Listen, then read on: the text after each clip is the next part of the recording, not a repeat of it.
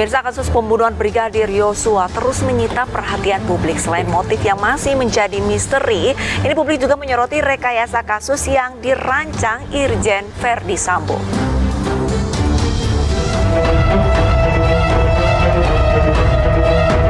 Kapolri Jenderal Listio Sigit telah mengumumkan 4 orang tersangka kasus pembunuhan Brigadir Joshua Huta Barat.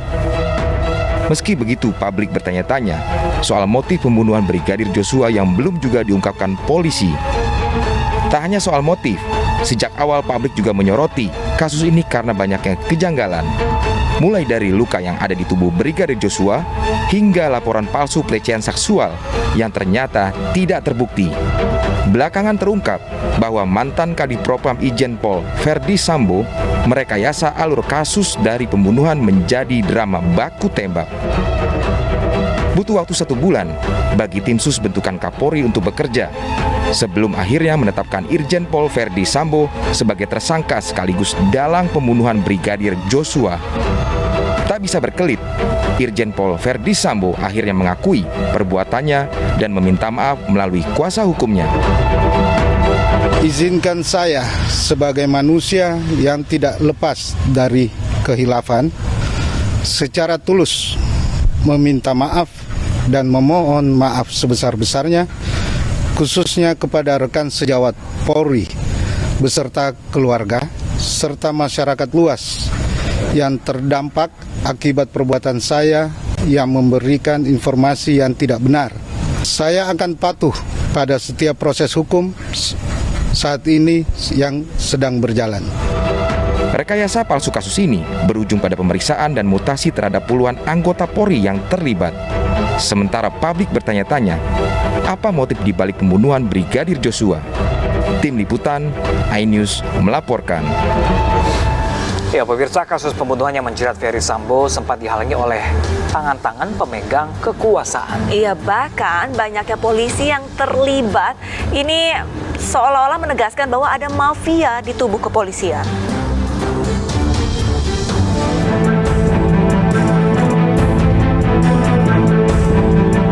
Ibarat cerita bersambung, perkembangan kasus tewasnya Brigadir Nofriansyah Joshua Huta Barat terus bergulir dan dinantikan publik.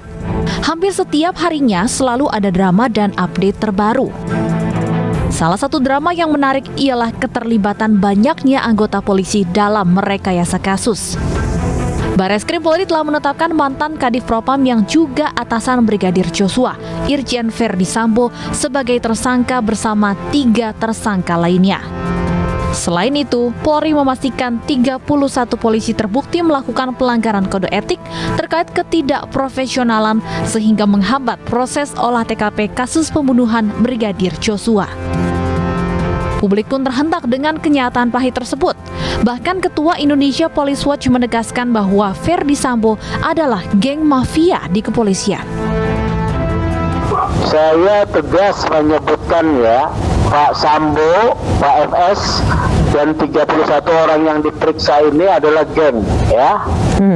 Geng, satu geng mafia yang bekerja biasa melakukan tindakan yang melanggar menabrak ketentuan hukum dan kode etik mereka sendiri. Selain dari internal kepolisian, kasus yang menjerat Verdi Sambo juga ditengarai disusupi intervensi oleh oknum-oknum pemerintahan yang bekerja secara sistematis.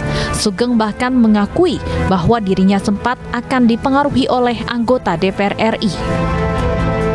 Ada seorang anggota DPR Komisi 3 maksud saya ya, dari fraksi PAN berusaha menghubungi saya, mempengaruhi saya bahwa terkait dengan Sambo. Pada hari yang sama ada juga Komisi 3 dari fraksi PKS. Ini tidak berusaha mempengaruhi saya, tapi cuma bertanya-tanya saja. Karena sikap saya tegas bahwa itu adalah kejanggalan. Tanggal 15 Juli kalau tidak salah ya, seorang kombes dari Intelkam juga mempengaruhi saya. Ada saksi di sana. Saya tidak sebutkan siapa ini. Artinya mereka bekerja sistematis. Pernyataan Ketua IPW tersebut seolah menegaskan bahwa kasus pembunuhan yang menjerat Verdi Sambo sempat dihalangi oleh tangan-tangan pemegang kekuasaan. Kini publik berharap drama pembunuhan dapat dibuka dengan terang benderang. Menjadi pekerjaan rumah yang berat bagi Kapolri Jenderal Listio Sigit Prabowo untuk menindak oknum polisi yang terlibat serta dapat bersih-bersih institusi demi menjaga marwah kepolisian. Pemirsa, ancaman hukuman mati membayangi mantan Kadif Propam Irjen Verdi Sambo sebagai tersangka pembunuhan Brigadir Nofriansyah Yosua Huta Barat atau Brigadir J. Nah, pemirsa, ini bahkan Menko Polhukam Mahfud MD menegaskan jika terbukti dan hukumannya di bawah 15 tahun, hukuman tersebut tidak adil.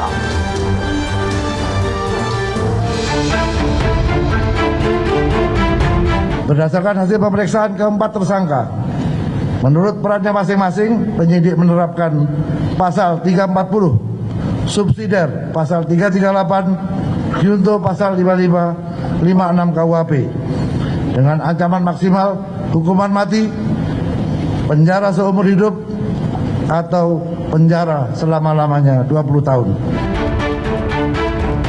Ancaman hukuman mati membayangi mantan Kadif Propam Irjen Verdi Sambo sebagai tersangka pembunuhan Brigadir Nofriansyah Yosua Huta Barat atau Brigadir J.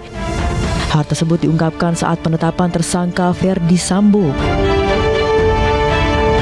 Seiring berjalannya waktu dan pemeriksaan yang terus berlanjut, bukti-bukti baru pun muncul. Verdi Sambo bahkan mengakui sebagai dalang perancang skenario pembunuhan tersebut. Lantas publik bertanya, mungkinkah ancaman pidana tertinggi terhadap mantan jenderal yakni hukuman mati bisa terjadi? Hal tersebut memang masih harus dibuktikan nanti di persidangan. Namun Menko Polhukam Mahfud MD sudah memberikan warning bahwa Verdi Sambo harus dihukum seberat-beratnya, bahkan bila dihukum di bawah 15 tahun menjadi tidak adil. Selain Sambo, polisi telah menetapkan 3 tersangka lain yakni Baradae, Brigadir RR, dan KM yang memiliki peran masing-masing dalam kasus pembunuhan Brigadir Joshua. Tersangka Baradae berperan menembak Brigadir Joshua atas perintah Verdi Sambo, sementara Bribka RR dan KM dilaporkan turut membantu dan menyaksikan penembakan terhadap Joshua. Keempatnya dijerat pasal 340 subsidiar, pasal 338 JO, pasal 55 dan 56 KUHP dengan ancaman maksimal hukuman mati. Penetapan Irjen Verdi Sambo sebagai tersangka kasus pembunuhan berencana dengan hukuman maksimal hukuman mati menjadikan Verdi Sambo sebagai jenderal polisi pertama yang terancam hukuman mati.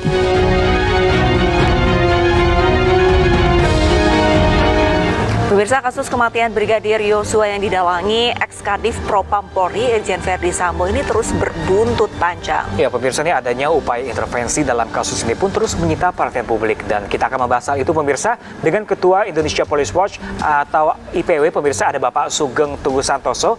Halo, selamat pagi Pak Sugeng. Dan Mbak Talisa ya.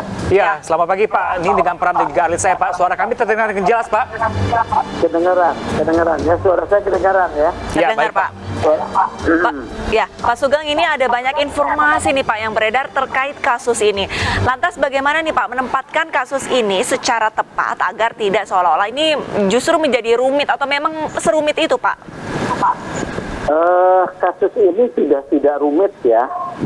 Karena polisi sudah mendapatkan beberapa tersangka pelaku yang harus diminta pertanggungjawaban terhadap matinya Brigadir Yosua. Yaitu yang pertama Pak FS, RR, dan KM ya. KM dengan tuduhan pasal 340 untuk pasal 55 dan 56. Sementara yang satu orang itu Barada RE itu pasal 338. Perbuatannya berbeda, pasalnya berbeda ya. Perbuatannya sama, membunuh, tapi pasalnya berbeda karena di 3 orang tersebut itu ada perencanaan. Kalau Barada RE itu kan karena perintah ya, perintah. Jadi beda. Kalau yang 3 itu dituduh terlibat dalam perencanaan. Jadi beda. Nah, kemudian kalau yang membantu polisi-polisi lain itu kan 36 saat ini, 16 sudah dipatsuskan itu kan karena melakukan tindakan pelanggaran kode etik diduga, dan juga pelanggaran pidana yang terkait dengan obstruction of justice. Ya, ini kelompok ketiga nih ya. Terus ada lagi siapa nih? Kemungkinan Ibu Putri nih, kemungkinan ya. Karena Ibu Putri itu diduga membuat laporan palsu, ya. Ibu Putri ini berpotensi dikenakan pasal 220, kemudian pasal 317, ya, gitu loh. Ada lagi enggak? Ada lagi nih, ya. Tapi ini memang harus didalami, yaitu soal penyebaran kabar bohong, ya, penyebaran kabar bohong yang menimbulkan kegaduhan. Yang paling nyata itu siapa nih? Pak Kapolres Jakarta Selatan yang paling Bapak, nyata. artinya Pak Sugeng artinya nantinya Ibu Putri nanti akan menjadi atau akan mendapat pidana baru seperti itu maksudnya Bapak? Iya, potensinya ada, ya, potensi saya bilang potensinya ada, ya, Ibu Putri ya. Tergantung apakah keluarga Yosua akan melaporkan atau tidak, ya. Ya baik Bapak. Ya Bapak, kita tahan dulu sebentar Bapak karena kita akan jeda sebentar Bapak. Dan pemirsa tetaplah bersama kami dalam Polisi pemirsa, dan kami akan masih melanjutkan dialog sesaat lagi untuk Anda. Tetap bersama kami.